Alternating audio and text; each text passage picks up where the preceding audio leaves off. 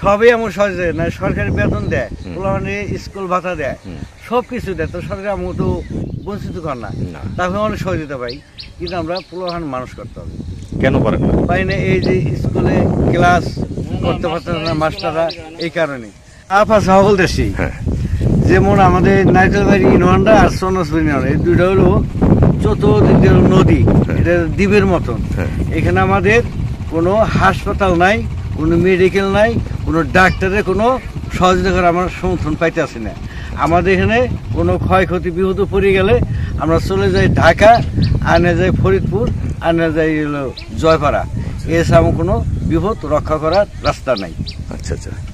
এই চরটার মধ্যে প্রায় 2 হইতে 3 লক্ষ মানুষ বসবাস করে এই চরে। হ্যাঁ, এই চরের নাম এই দুটাই নন নিয়ে। এটা নাম হলো সদরপুর থানা, বুঝছেন? চরের নাম হলো নারকেলবাড়ি ইউনিয়ন। আচ্ছা আচ্ছা। সদরপুর থানা, চন্নাসুপুর ইউনিয়ন, সদরপুর থানা। আবার এটা পাশে নিকট আছে মাদারীপুর ডিস্ট্রিক্ট, ওটা হলো বন্দরখোলা ইউনিয়ন, আরেকটা আছে জানাজাত ইউনিয়ন। আচ্ছা। আর আরেকটা আছে ঝাউকান্দা ইউনিয়ন। এই 5টা-6টা ইউনিয়নের লোক আমরা এইভাবেই বসবাস করি। এখন আমাদের এই ভিডিওর মাধ্যমে আপনি কি কারোর কিছু জানাইতে চাচ্ছেন?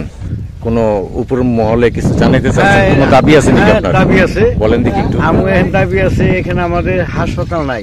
আচ্ছা। ডাক্তারের সহযোগিতা। আচ্ছা। আবার এই স্কুলের আমাদের লেখাপড়া হয় না। কেন স্কুলে মাস্টার নেই?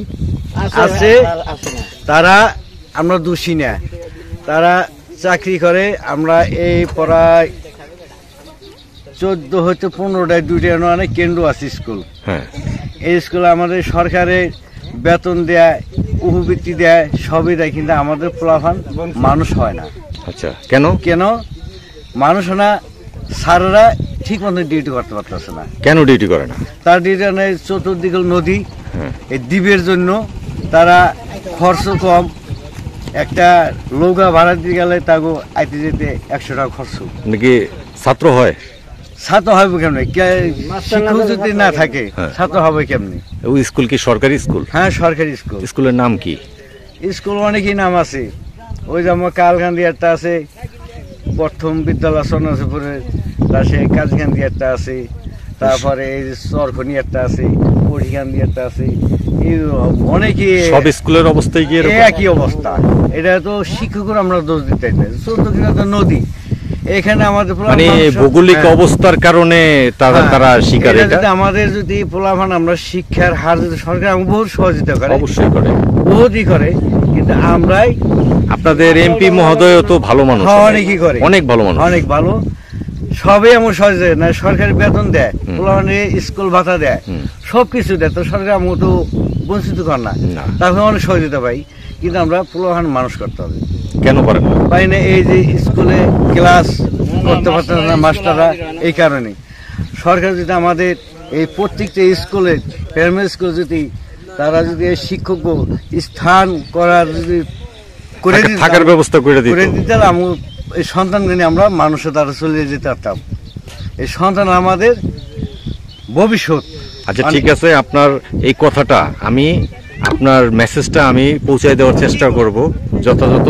আমরা আশা করি যে ঊর্ধ্বতন কর্তৃপক্ষ যারা আছেন তারা যেন এই ভিডিওটা দেখে এদিকে একটু নজর দেয়, যে আমাদের এই শিক্ষা ব্যবস্থা যদি আগে বাড়ে আমরা আগে বাড়বো। তাই আমাদের ছেলে মেয়েদেরকে শিক্ষিত করতে হবে। আর যেহেতু শিক্ষিত করার ইচ্ছা আছে আপনাদের, শুধু মাস্টারদেরকেও আপনারা, স্যারদেরকেও আপনারা দোষারোপ করতেছেন না, কারণ ভৌগোলিক অবস্থা চারদিকে নদী, তাদের ভাড়া যাতায়াত খরচ বেশি এবং থাকার স্থানটা নাই, এই কারণে তাদেরকে আপনারা দোষারোপ করতেছেন না। জি, তাই ঊর্ধ্বতন কর্তৃপক্ষের কাছে এটাই অনুরোধ, তারা যেন এটা সুনজরে দেখে, সুদৃষ্টিতে দেখে। প্রত্যেকটা শিক্ষা অবস্থা যদি মাস্টার ব্যবস্থা করে দিত, কটার ব্যবস্থা করে দিত, অনেক শিক্ষার। জি, ঠিক আছে, আপনি সুস্থ থাকেন, আবার দেখা হবে আপনার সাথে।